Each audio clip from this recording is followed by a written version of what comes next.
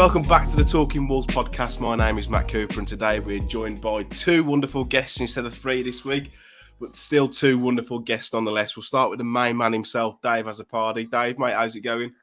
Very well, thank you, mate. Yeah, looking forward to Christmas. Not far away now, but yeah, all good, thank you. And back by popular request, we've got Harry Mansell from the 77 Club. Harry, good to see you, mate. How you been keeping?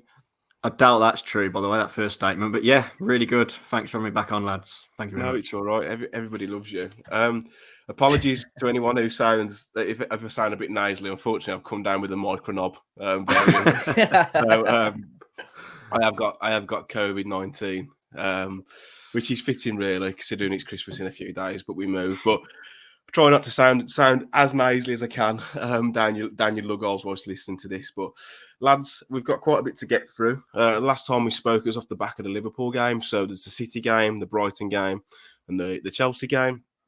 And then we'll also be looking forward to a jam-packed fixture list over the next week or so. We've got Watford on Boxing Day, Arsenal away, and then Man United away. Couple of question marks about whether they're going to go ahead or whether there's going to be fans there.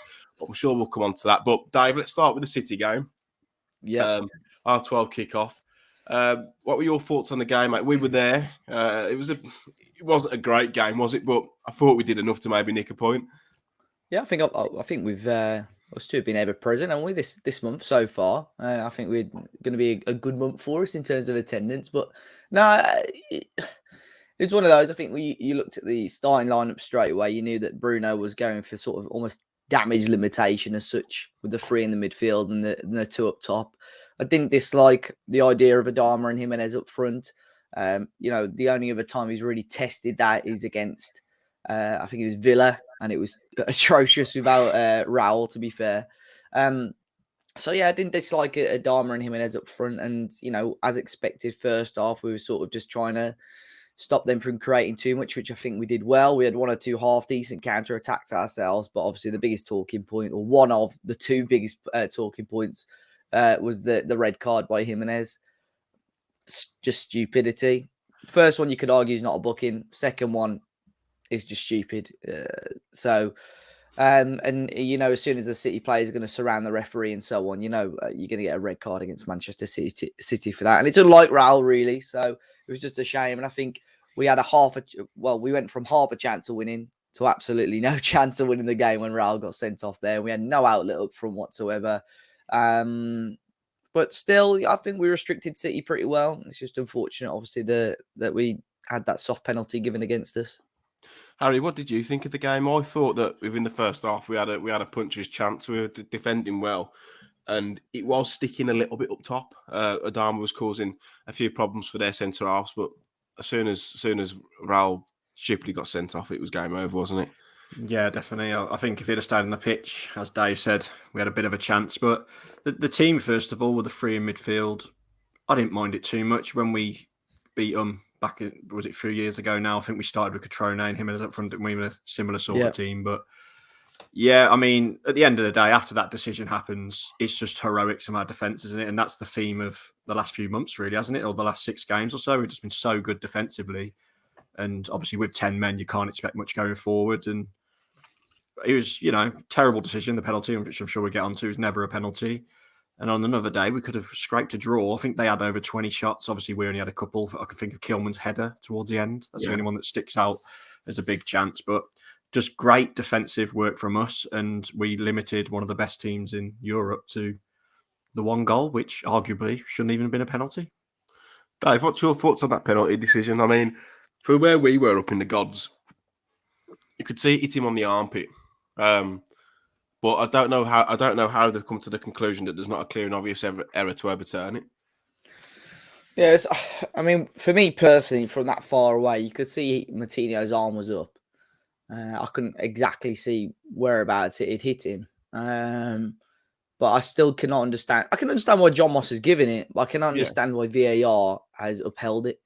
Either Andre Mariner's got to say, no, it's not him on the arm, or John, go and have a look at it. And either way, it's ridiculous that it stood, really, and it speaks volumes that referees, they on the Monday morning they go on Sky Sports or whatever to talk about the decisions, and they said it was the wrong decision. Saying that, I think the one bloke that backs every referee decision somehow managed to say they got the right call, but everybody else said it was the wrong decision. It's a shame, really, because I couldn't see where else a City goal was going to come from. Saying that, I think they had one where Cody cleared it off the line, but other than that, we defended really, really well, and it was frustrating. I don't think it was a fantastic penalty by Sterling, to be fair. But yeah, just so unlucky. That is really, really frustrating. Yeah, I mean, the sending off obviously changed the game, but that penalty decision, you always felt like it just took the stuffing out of us.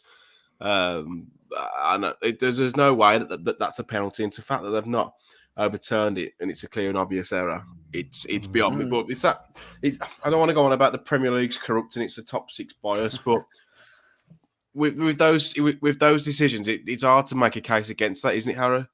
Yeah, definitely, mate. It's that one angle for me where it's the camera from behind the goal, and you can clearly see from the one angle it does look like it's gone right under his arm and hit him, arguably on the top underneath. But it's that angle where it's hitting there, and you can see a tiny little gap.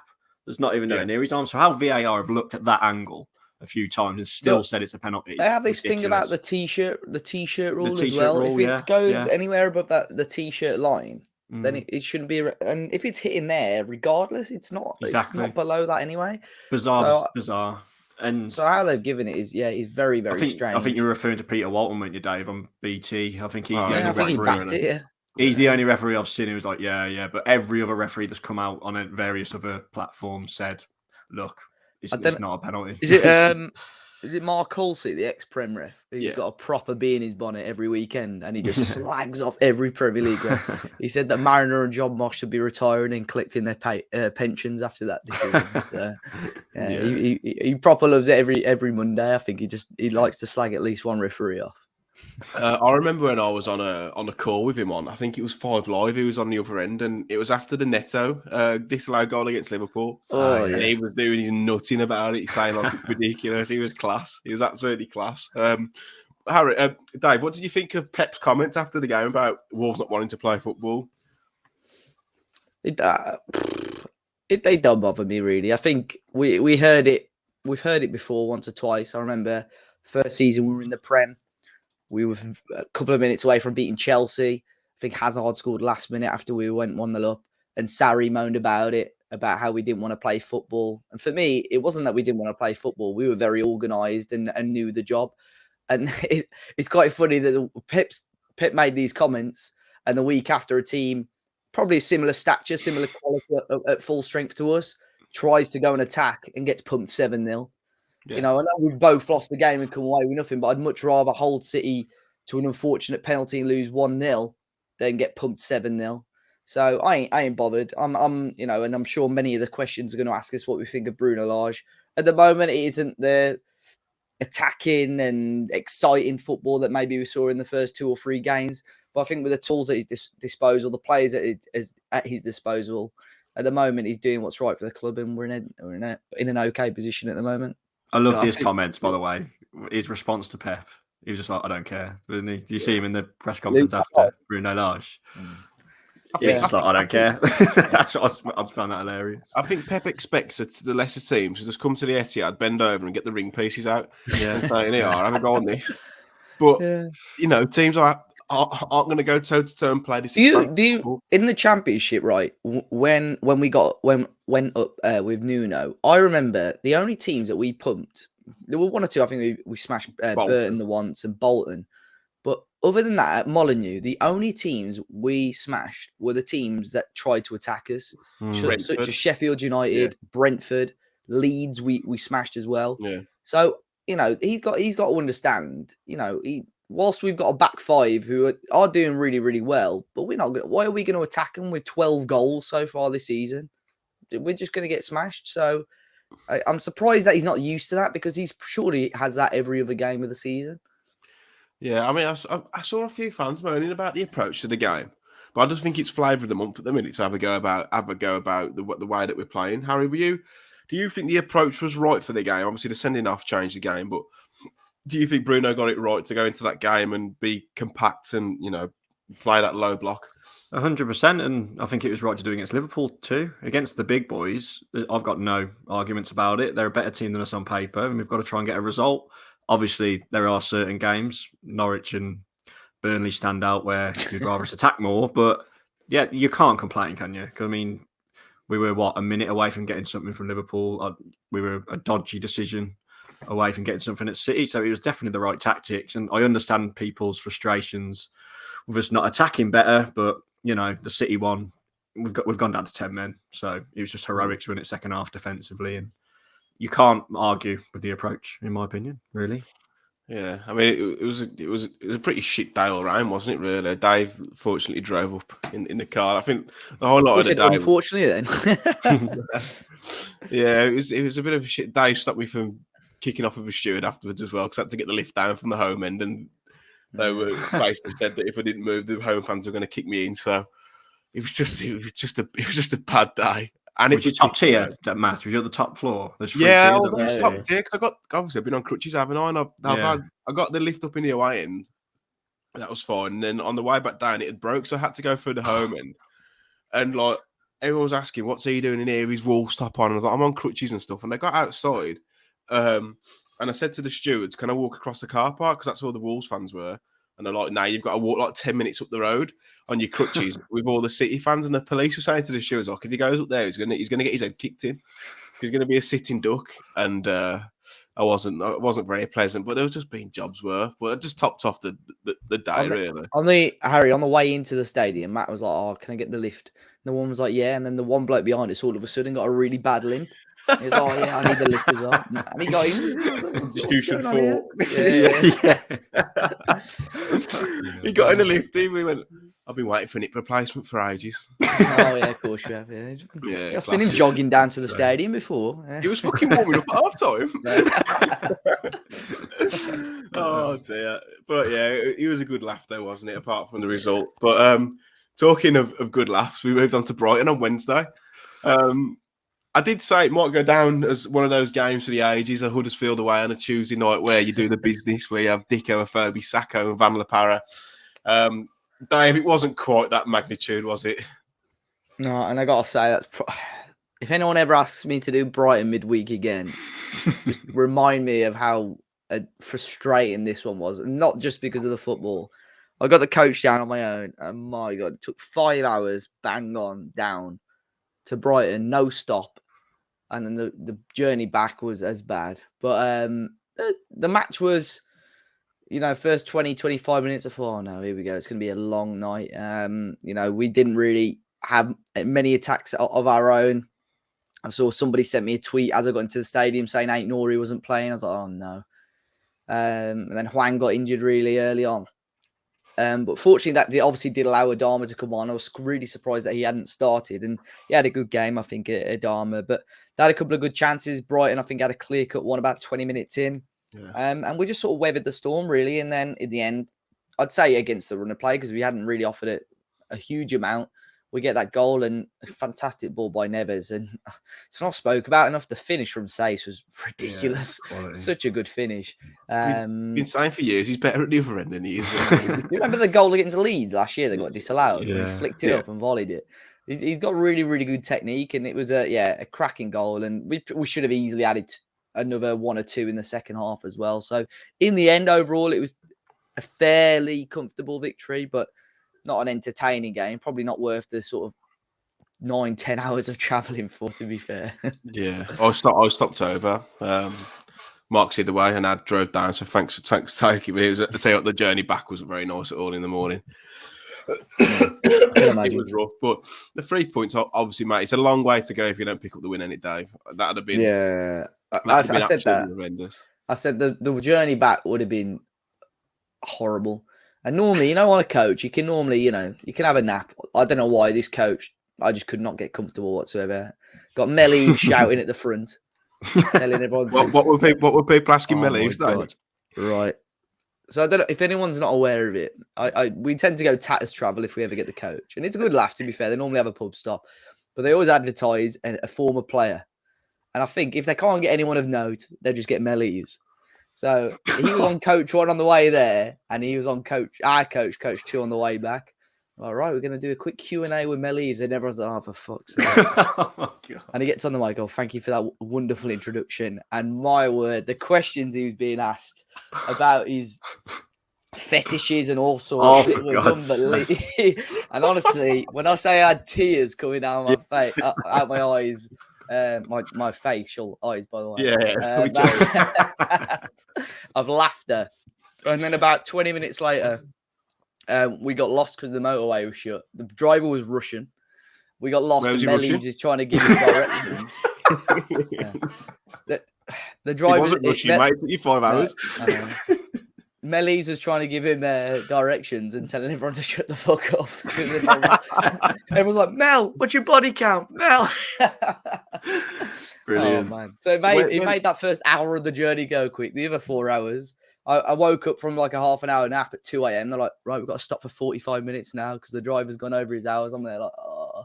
When they booked Mel Eves for a Q&A, I bet they didn't think, right, people are probably going to ask him about like best Wolves side he played and best player, not how many people has he slept with. Yeah, mate, it was horrific. And I know there's going to be some more people listening to this thinking, what are we on about here? But someone goes, what's your record for Wolves? And he's like 50-odd goals in 250 games. He goes, oh, it's a bit shit then, isn't it? I was like, it was bad. I remember when we were on there before, though, mate. And like everyone was just like ripping into him. I felt bad for him. I really did. Mate, if it was me, after about 2 minutes, I would have just sat down and told everyone to do one. And just he loves giving it back, though, doesn't he? He took it well. Yeah, he took it really well, to be fair. Is that his fetish, taking it well? Yeah. He said the best player he ever played against or with was George Best, and then people were making comments about that as well. For God's sake. So, yeah. And Dave, 11 minutes added on, so your journey was even longer. Exactly, mate. Yeah. The added time at the end of the game. Yeah. And that was because of the refs flipping Apple Watch or whatever he had going on. We was getting his booster on the sideline. Kept going over, not touching his arm. No. Anyway, we've digressed a bit. Normally this happens at the end of the podcast, but because it's nearly Christmas, I think it's happened earlier. Harry, no Fabio Silva in the starting lineup. Is that a telltale sign as to where he is in the pecking order for Bruno Lage? Yeah, I think it's been a telltale sign for a bit now. He just don't seem to fancy him, does he? He don't give him a chance. The starting lineup, as you mentioned, I know Adama came on early. As Dave mentioned, the big news was Ait-Nouri getting injured in the warm-up, but I thought Marcel had quite a good game. Yeah, he was good. Yeah, he's getting a few good balls in, but then he was crossing it in and like, no one's there because obviously Raul was suspended. But first half, I thought Brighton edged it. As you mentioned, we got the goal, but then remember their miss right after? It was like literally about a yard out right at the end of the half. Like that it should have been 1-1 really, but second half, Adama Traore has had a lot of stick this season, including from me, about his decision making, but he bombed through a few times, didn't he? Laid Trincao through, laid Podence through, and we could have been out of sight, really. But I'm glad we held on for the win. And the same player, I forget his name now, who missed that original chance, had another great chance at Brighton second half, didn't he? So on another day, we could have been really disappointed and got a draw. But we deserved the win, and I'm glad we hung on when there's about 1 million hours added on at the end of the game, as we've just mentioned. Yeah, I mean, I didn't think Brighton were much cop. I know they've got injuries and stuff, but towards the end, obviously, you'll have your nerves when you're 1-0 up and there's 11 minutes added on. But Dave, I felt really comfortable that we would just get our bodies in front of stuff, shut the shop, and I think we managed that game out very, very well. Yeah, I think that's been the case for a couple of games. Even I say I felt fairly comfortable against Liverpool, obviously up until when they did score. But the Brighton game, especially, I think the referee was just giving little fouls that I thought were really soft. Just almost wanted a little bit more drama towards the end of the game, but we weathered it really well. And I think we should have probably done a little bit better with the chance at the end when Sanchez had gone up for the set piece. I think Silva actually came on and played a really good ball for Podence, who probably should have done a little bit more with the chance. And I saw people saying that Silva's been on 30 seconds and done more than Trincao had the whole game.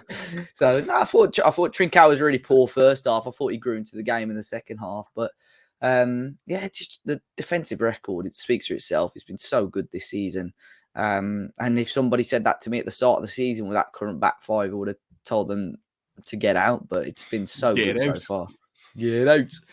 Yeah. It was like I said, it's unfortunate that Ait-Nouri was injured in the warm-up, but as limited as he is, Marcel Harrow, I thought he did a job, and his theatrics to keep going down with a head injury is the lad who I was sat next to was like, I hate this. If I'm not injured, I'm like, yeah, but it happens against us, so that's what we should be doing. And if it pays off and we win the game, then who's asked? Yeah, let's be honest, Marcel, he is a shithouse, isn't he? Yeah, In all not types of great his teeth, games.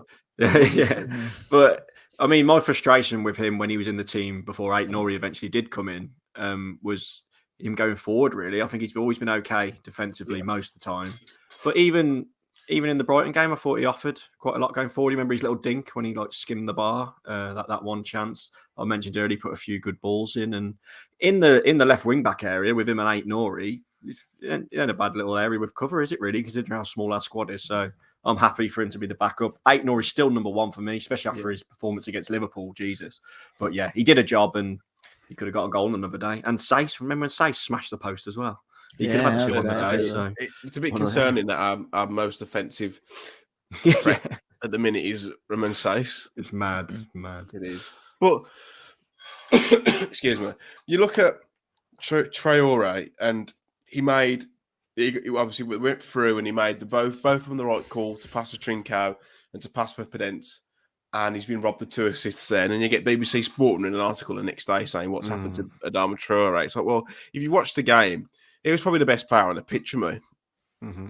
It was just like every time he went forward, he was a threat, and even his link-up play was actually quite good against Brighton, wasn't it, Dave?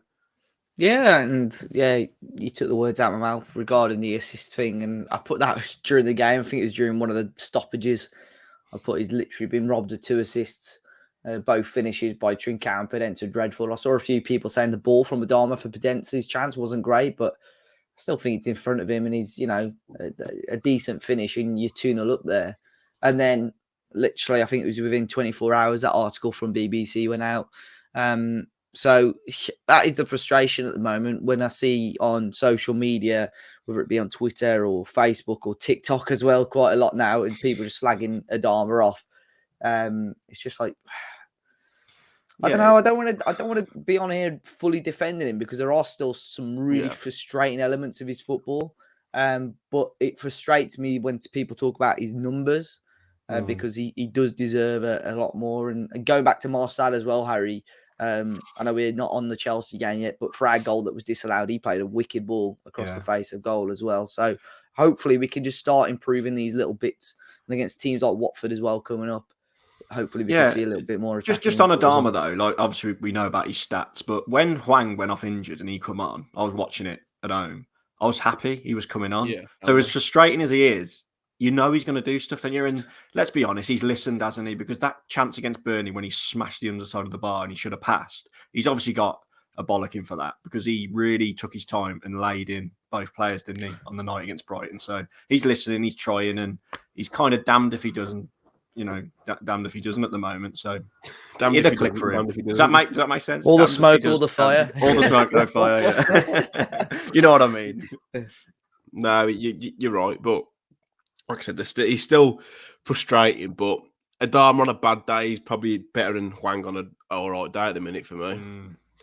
He affects the game a lot better, but I don't know when Hwang's going to be back. To you, Dave? Have you heard anything on that? No, and Aït-Nouri, there's been nothing. Like I said, I think last week Bruno's kept his cards very close to his chest on that one for a change. If it's his groin at Aït-Nouri, I expect probably 3 or 4 weeks. I don't know what it was with Hwang. I'm not sure what Hwang's issue was. So. I saw he had a knee brace on, actually. Some sort of brace on his leg. He put a picture on his Instagram. No, I think that was... they use that for treatment, I think. Oh, right, okay. Yeah, I'm not sure.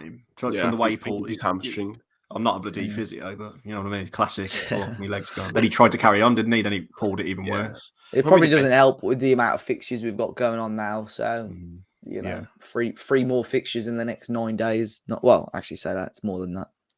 Well, it's about 2 weeks, isn't it? And I'll be surprised if there's business in January apart from Hwang, which I'm not really fussed about signing at the minute anyway. But I'm sure we'll come on to that.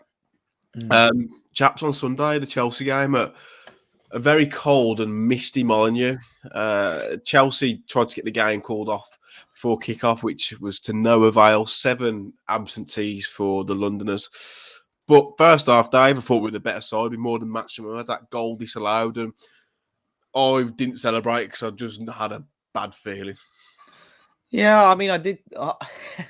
I did celebrate, and I was actually stood on the chairs giving it the V's to the Chelsea So fans. To be fair. you were giving Astrid the fingers, weren't you? I knew that was coming. I knew I'm that a was gangrene. No, I mean, to be fair, I think we started quite slowly, and I was surprised. Obviously, Kiana Hoover had come in, so I don't know if it's just trying to keep Semedo fresh or whatnot. And I thought there was one or two parts of his game I was just there like, said, I think you could tell he hadn't had much game time this season. But saying that, he pretty much started the move for that goal that was disallowed. I think he actually initially lost the ball, won it back, and started the counter attack. And then I think Matinho played the ball out to Marcel with a wicked low cross. So that's what we need more of, the low crosses. When we're floating them in aerially, you got Jimenez on his own and then Podence at the back post. You're very rarely going to win the headers. And we're quite unfortunate, really, that Jimenez sort of got that touch on it. So I just don't understand why the linesman took so long to put his flag up. Yes, he may have had the call from VAR. The referee might have done, which is good if it was that quick and we sort of didn't even realise that was going on behind the scenes, in a sense, because VAR is obviously working a lot quicker than it used to.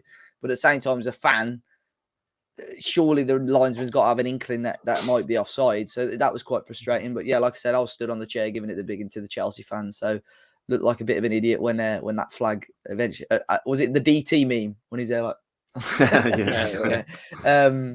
But yeah, did okay first half. Second half quieting down a little bit. And I think I said it on my review. I think as soon as Jimenez came off in the last few minutes, I pretty much knew we weren't going to score a goal. So 0-0, you take it against still. I know you said Chelsea wanted it off, but a strong Chelsea 11. You say when Jimenez went off, we knew you weren't going to score, but mate, I thought it was absolutely terrible. Yeah, but I thought Adama was terrible when he came on, and when you've got Barry Chuckle up front with him in Trincao, nothing's ever going to happen, is it? So we've got the Chuckle brothers up top. I thought Podence did well first half, particularly. He was like dropping deeper in and linking. I like Podence.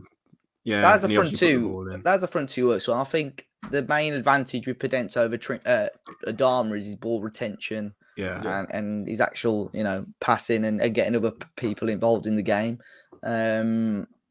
But against teams like that, Adama can push you up the field a lot quicker. I think long term, Podence is probably the player, or a player like Podence is what Bruno's going to prefer, because I think he wants to try and play football a lot more. It'll be interesting to see what happens in January with Adama.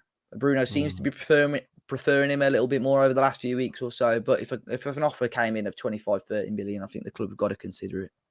Well, we need it if we want to raise funds. We'll come on to that. We'll come on to that a little bit later. But Harry, talk to me about Jose Sarr, because he made another world-class save against Mason Mount towards the latter stages of the game. He's been a revelation this season, hasn't he? Yeah, I was, for one. Look, I didn't really know much about him, so probably a bit harsh for me. But I was one who was worried. I liked Rui, but he's come in and he's been outstanding.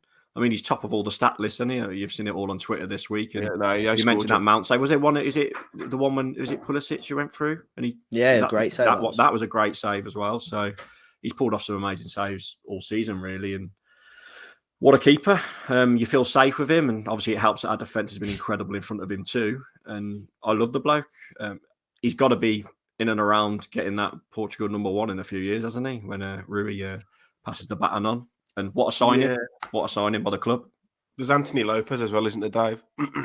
Yeah, I don't. There is Lopez, and then there's what's his name? He played for Granada last season. He's moved. I can't remember his name. Rui Costa, something like that. And then there's Diogo Costa. So I don't know how he's not been in the Rui Silva. That's him. Sorry, yeah. I think he's at Betis now, off the top of my head, actually. He might be at Betis.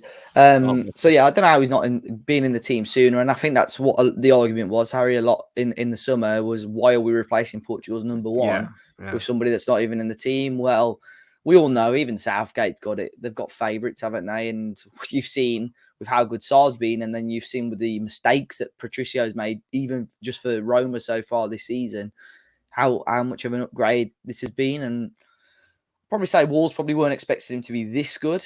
And you can look towards the start of the season, or were one or two errors. Probably the main one being the United game, which I think he would have been disappointed with conceding that goal as well.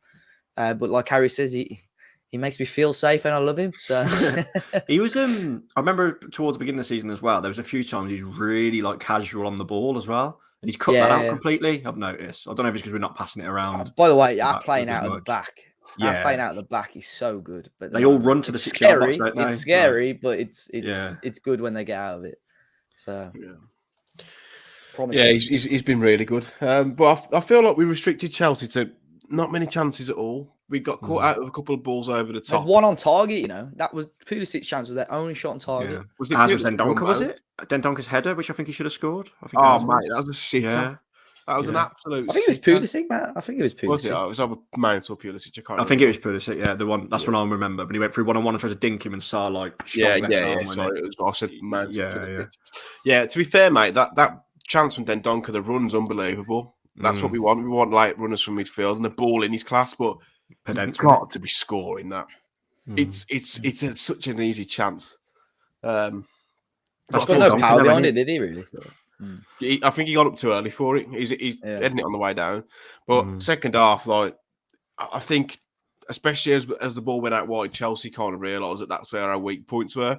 And as soon as the ball went out to Marcelo Hoover, they just swarmed us. There was like 2 or 3 players pressing. Their press was a lot better, and they forced us into quite a lot of mistakes. But weathered the storm in the end. And Dave, I think that's a very good point against Chelsea. By far, with City and Liverpool, the best team in the league. Yeah, they haven't been fantastic the last couple of weeks. But I said before the game, looking at those lineups. You say, would you take a point? And you'd say, yes, definitely. And the game, again, wasn't a classic. I think not everybody was in the mood for it. Obviously, we weren't even sure we were going to be going to Molineux on Sunday. Couldn't see half the game due to the fog, which was crazy as well. But, you take a point. And I think that gives us a really good platform. 2 games unbeaten now, another 2 clean sheets. Gives us a really decent platform going into the next, for the remainder of the year. And, I'll take it. Another good defensive display. We're not conceding goals, and at the moment, that's brilliant. We just need to start putting the ball in the opposite goal. We do. A little bit concerning, but I'm sure against Watford we may see a bit more of an offensive display. Boxing Day, Harry.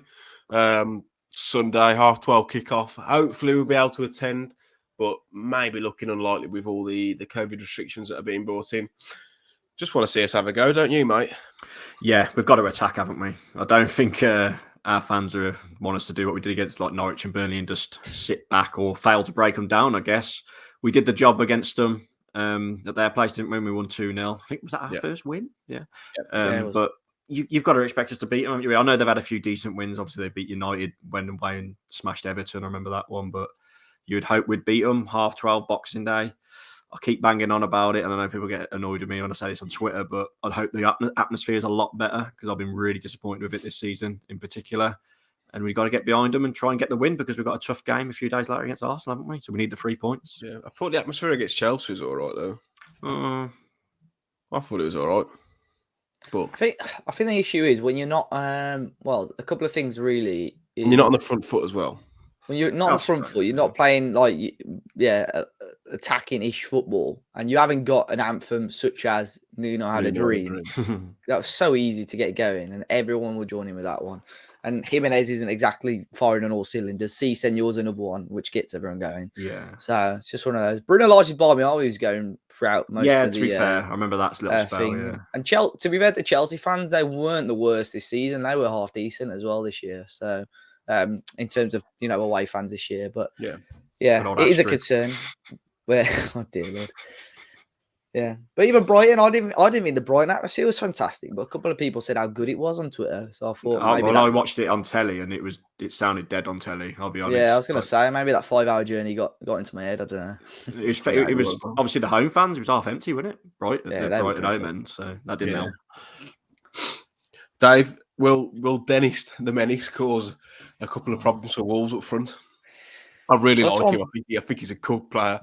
We were linked to him a couple of years ago, I think. He's in my FPL. He's been doing the bits, to be fair, but it's one of those. I think you can attack a little bit, but they've got some quick players. Ismail Yassar, Dennis, Josh King as well. They've got some good attacking players. So it'll be interesting to see how we approach the game, really. And it's winnable. It's a winnable game. We've just got to weather that. We might have to. I don't know. It just depends how Watford line up. But you want us to be a bit more attacking, but you do have to be cautious of their attacking talents who have, got a couple of goals so far this season. Yeah, I do think that they are a threat going forward. I think defensively they're there to be got at, but it's a must win. It's an absolute must win. These are the teams you've got to beat. I'll be completely honest. I've just glanced down at their form. I didn't realise they've lost like the last 4, haven't they, since they beat United? So they're on a bit of a downward spiral. So got to win, really. By the way, the bottom 3 or 4, their form this year has been dreadful. Like Newcastle, I don't think they haven't won yet under Eddie Howe, have they? Nah. Oh, have they? Just looking at the bottom 5 now. So you got Leeds, Watford, Burnley, Newcastle, Norwich. In the last 5 games between them, there's 3 wins. 3 wins out of a possible 25 games. So ridiculous, isn't it? They are proper shit. Gash. They are gash. Yeah. I said at the start of the Leeds season, Leeds would go down, and they're one of those teams that, along with Newcastle, if they went down, I'd think it'd be absolutely fucking hilarious. But that's not very nice for me to say. But yeah, the Watford game is a must win. Dave, what do you go with? Do you go with the 3-5-2, the 5-3-2, or do you go with the 3-4-3? I don't know actually. I don't mind that 3-5-2. Me either. It's got to be 3-4-3, lads. For me, keep the ball. Anyway. I don't know, because you would probably say logically the 3-4-3 is going to give you more attacking options, but I think we just seem a little bit more balanced with the 3-5-2. 3 midfielders against Watford, really? I don't know. But you say that they're the sort of team, with Sissoko and stuff in the middle. Yeah, they're the sort of teams, especially in Molyneux. We got done by Watford before, have done us there. Teams with big midfielders like Huddersfield did us. They've got that. It just depends. It depends who's fit. I don't think you can. Raul has got to start, and again with Pedence or Adama. I'm not convinced by Trincao at the moment. No. I'd like a Pedence, Adama, Raul front 3, and again with Martinho and Neves in the middle. I thought they did well against Brighton. So same team against Brighton, similar sort of lineup to that maybe with the 3 up top. I think with to be fair, with Watford's defence, you've got to put a lot of pressure on them at home as well. If you can overload those wings with your wing backs and your wingers, you might have half a chance of getting a win. Yeah, must win. And not only that, we need a good performance as well. We need to see a bit of a free flow. Well, you don't know. You got that home game there against Watford, then you got 2 away games. There's no guarantee, that that could be our last home game for a long time, with fans. So you just don't know. You just want a good display every game now. Yeah, you do. And then quickly moving on to the Arsenal game, which is on the 28th, which is R12 again. It's an absolute shit show. Trains are going to be a nightmare. Arsenal doing actually all right, mate. I feel with Arsenal, like 1 week they're on a decline, and the next week they're going to win the league. I can't keep up with it, Harry. Well, they obviously started off really bad, didn't they? But I think they're sat 4th in the league now. I think they've won the last 3 or something like that, and fair play to them. They've improved a lot, and that's a really tough game. That's why Watford's such a big game to win. And although I don't know. Although you'd think we could go there and get something, especially with how we've been defending. I think we are underdogs. We've done well, haven't we, in recent times there? Good form at the Emirates, we drew there 1-1, didn't we? Obviously, with the one with the Raul bad injury, we won that game. So we could. It wouldn't surprise me if we went there and won. But in the form they're in, I mean, I'd take a draw 100%. But you've got to favour Arsenal on the day. We've just got to hope we turn up and hopefully try and score a goal. Dave, is that the 3-5-2 fixture, you reckon, Arsenal? Yeah, probably. Again, I think Bruno against these big teams away from home, I think he's going to be happy with a point. If you can get points on, at least a point on the road against most teams in the league, you're halfway there. I think, like Harry said, Arsenal have been good recently. But I'm sure it's only 2 or 3 weeks ago. They're on about sacking Arteta. Yeah, I can't keep up with it. It's mad, really. But I know they're playing in the Carabao Cup this week, tonight actually, at the time of recording. So So yeah, we've like Harry said, we've got good form against them. I think we're unbeaten against them at the Emirates. I think since we've been back promoted, we've definitely drew to them. Cavallero scored the 1 year Where we Yeah, scored a 1-1 Martinho banger where Leno decided to run out and handle it. We were absolutely terrible last season. Yeah, but I think at the Emirates, I think we're unbeaten. Yeah, I think we are, mate. 2-1-1s and a 2-1 win, I think, in the last 3 years. Is that right? Yeah. We have 3 years, yeah, that's correct. Believe so. Yeah. So, Yeah. Still a tough place to go, mate. But I reckon we can get something there. I've got a feeling. I've got a feeling we'll get something because they are so inconsistent. I'm not overly against us. They're back. I don't think they're back 4. Back 5 is fantastic. Yeah. I think we could do something. So lose to Watford, beat Arsenal. Yeah, is that what we're going for? That'd be typical Wolves. Yeah. Bruno out, Bruno in. Yeah. On the 3rd of Jan, we're off to Old Trafford for the United game on the bank holiday. This one's an 5:30 kickoff, which again a bit of a nightmare. But United under Rangnick now, Harry. Do you fancy your chances at Old Trafford? Do you think it could be a theatre of dreams for Bruno's men? Honestly, I don't know, but they've seemed to steady it a little bit, haven't they? Obviously, I wish they still had Ole Gunnar Solskjaer in charge. Then I'd fancy our chances, but I mean, it ain't as intimidating as it has been, has it, in years gone by going to Old Trafford. So we could get something. I know we've had a lot of 0-0s against them, haven't we, in recent years, and they beat us 1-0 like the FA Cup and that. But I feel like it's similar to Arsenal. We could go there and get something, but we'll soon find out. Dave, Watford, Arsenal, Manchester United. What's an acceptable points return? Acceptable, I'd say 4 points. Mm-hmm. But I think we're capable of 6. Harry? Yeah, minimum's got to be 3, hasn't it? Obviously, but I'm with Dave. I think par would be 4. What do you think it's going to be? I think we'll get 1 point out of the 3. Jesus Christ. Ever the optimist. I think we'll Tom Rouse back on the podcast. Yeah, we'll beat Watford and we'll get a draw. I think we will get 4 points. I'm joking. I fancy us get 4 points. I'd probably take 4 points. And then into January, where we're going to splash the cash. Jesus. Talking of cash, Wolves have borrowed some money, haven't they? Today. I think it was today anyway. Let me just get the article. I know. I think it was actually 10th of December, but 10th of December. But someone tweeted it, Talking Wolves tweeted it, and Express Star then posted about it. So. Yeah, so they've acquired a loan from Macquarie Bank, which is someone they've banked with in previous years. Secured against the future payments of Diogo Jota's move to Liverpool, which is something that happens in football quite a lot.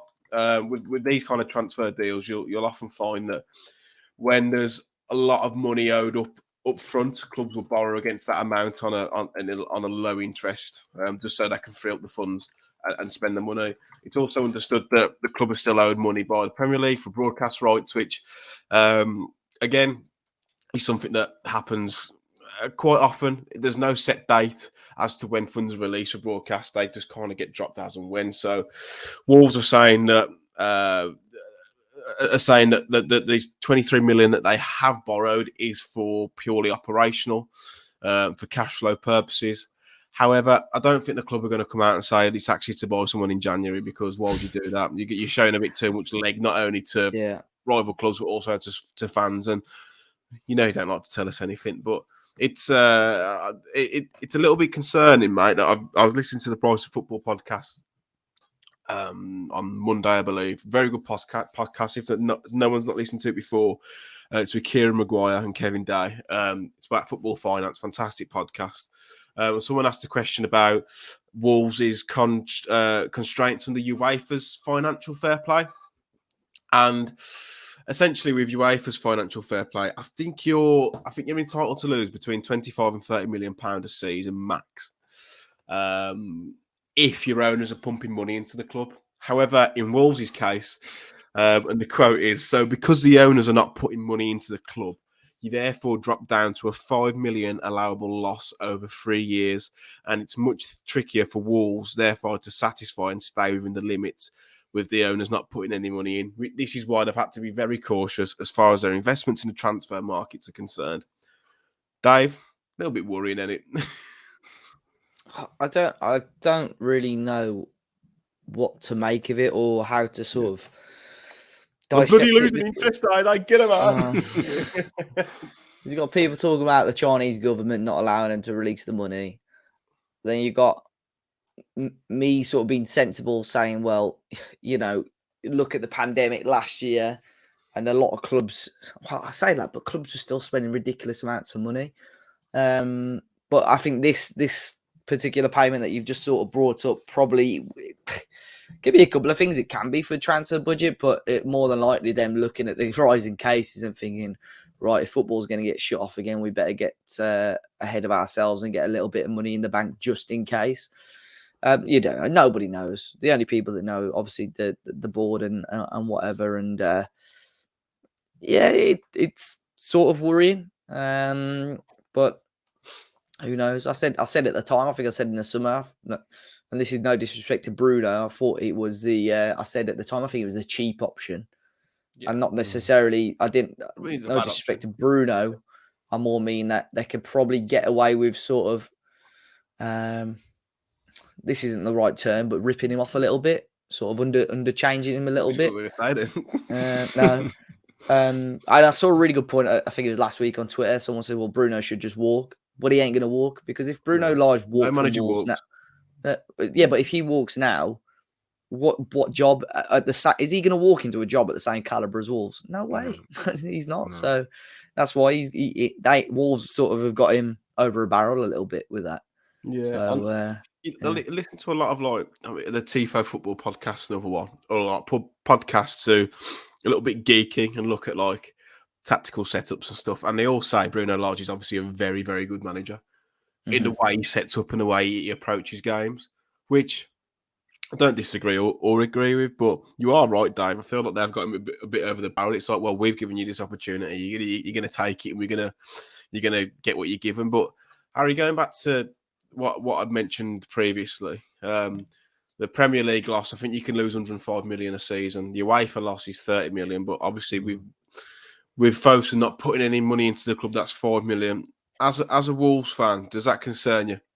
It does a bit, and it's kind of annoying that the thing we've always wanted is kind of tying our hands now, which is ridiculous. And it just sways to the fact that we're going to have to sell someone, and it's probably going to be Adama Traore if we do want to, unless this loan they've got will help them. But the fact that we went in for Sanchez in the summer and they actually went for people shows that they can spend, I guess. They know what they're doing. Well, we think they do.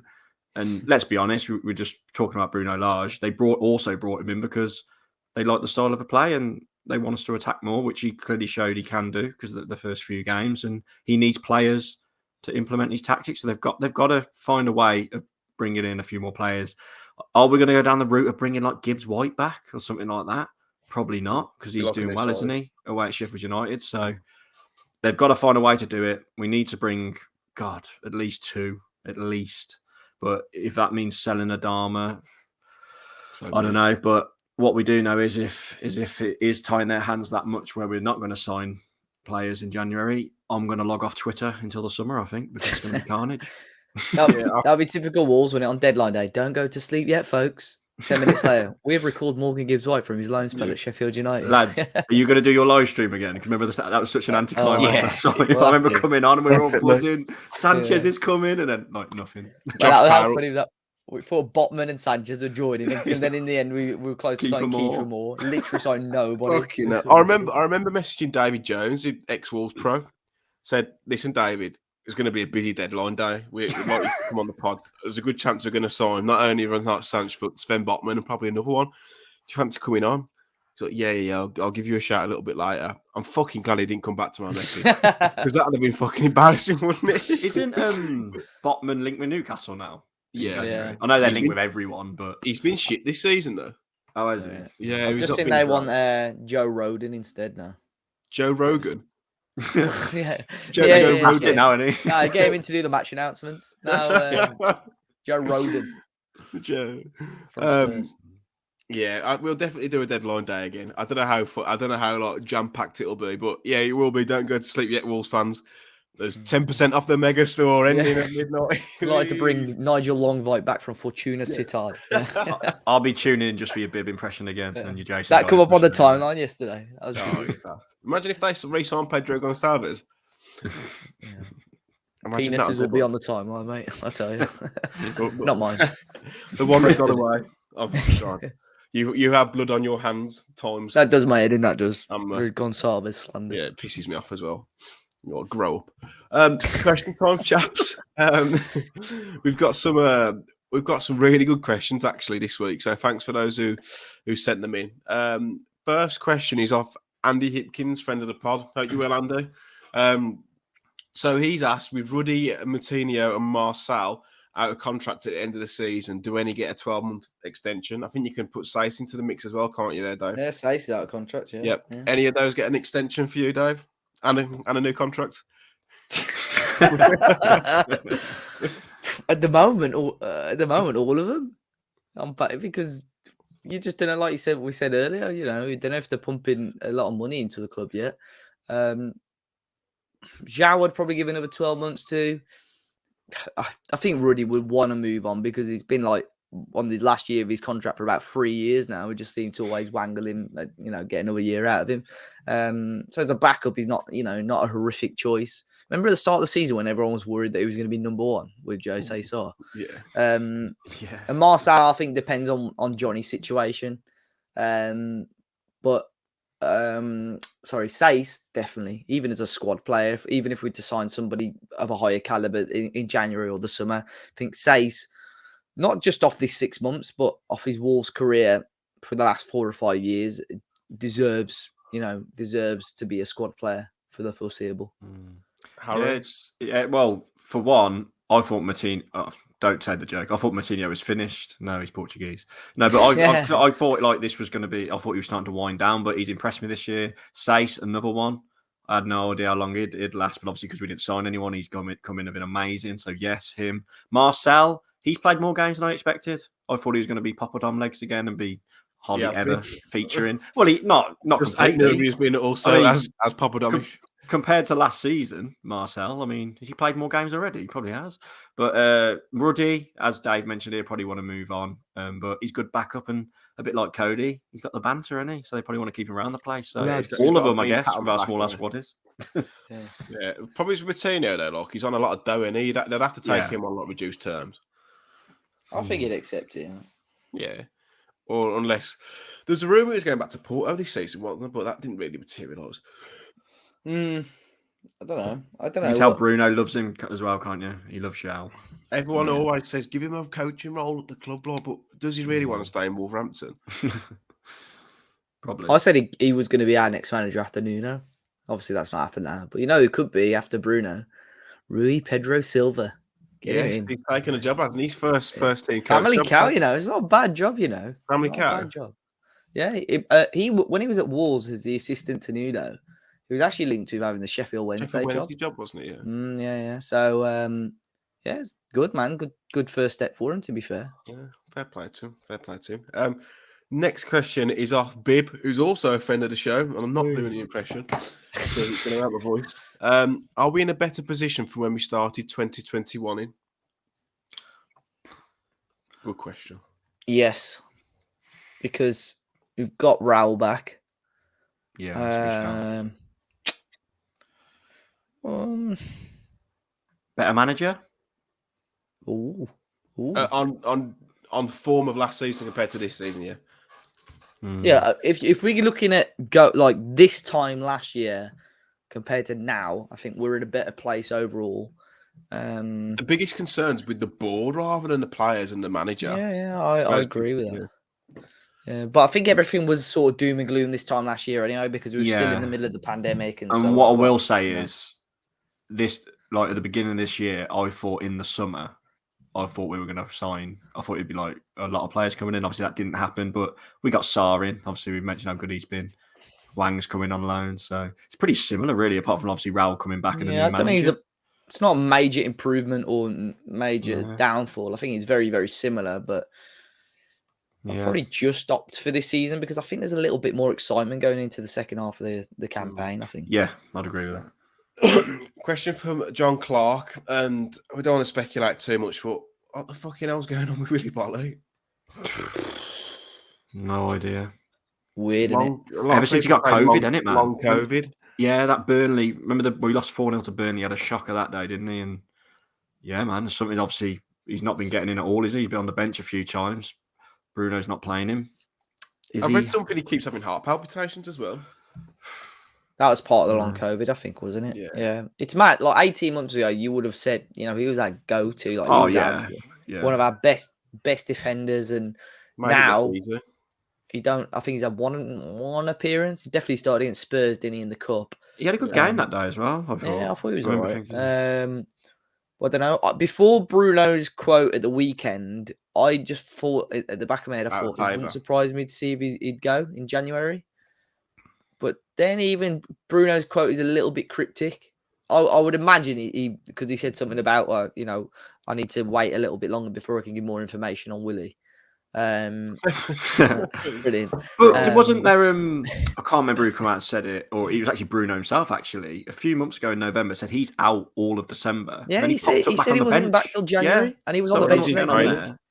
Yeah, that was weird. Yeah, then he was on the bench again. So I don't know what's going on there. Don't know. It's odd. I mean, we obviously wish him all the best and hopefully he gets back to his best. But I don't see him getting back into that team now, especially on the form that the three are in. But it is a shame. If it is long COVID, it's horrendous. If he's sold as well, if we to sell him this January, how much do you think we get for him? He's getting on a bit, isn't he? How old is he? We signed him for 10, didn't we? 5 million. Yeah, I said about 5. Yeah. But mate, that first season in the Championship in the Premier League, he was class. He was colossal, but since fell off. Another question, a couple of questions here around: do you think we should sign a backup number 9 in January? I think it all depends if Silva goes out on loan, but I'd like to see someone come and fight for Raul's place, or just put the pressure on because it looks a little bit lackadaisical at the minute, doesn't it? Yeah, we've got to. Even on Sunday, Fabio obviously out with COVID, but you look at the bench and think, right, we need someone to come on now and try and cause Chelsea a couple of problems and nick us a goal. And you ain't got no one. Like I said, when you end up with Cannon and Ball up top, it ain't gonna happen. And we need to. And even if Fabio goes out on loan, which I've got my concerns with, but anyone. And I sort of looked at this sort of example this time last year. Josh King was available. And I think even him, someone of that mould, he's doing okay at Watford now, but someone of that calibre, just as your backup striker to come on. He was quick as well, quite tall, to cause teams problems. I don't know who's available on the market right now. And I think January is going to be such a difficult market to buy in.